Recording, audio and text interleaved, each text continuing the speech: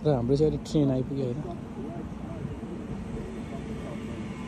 आज चाहिँ हामी सेन्ट्रल लन्डनको टुर गर्दैछौँ र सेन्ट्रल लन्डनको टुरको लागि सबभन्दा फर्स्टमा चाहिँ एलिजाबेथको लाइन ट्रेन चाहिँ लिनुपर्ने हुन्छ। हुन त अरू डिफ्रेन्ट पनि हुनसक्छ, तर हामीले चाहिँ एलिजाबेथ लियौँ।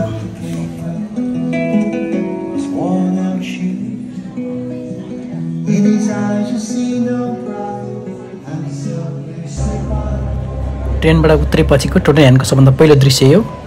त्यसपछि यो गगनचुम्बी भवनहरू देखेर ओहो कति रमाइलो।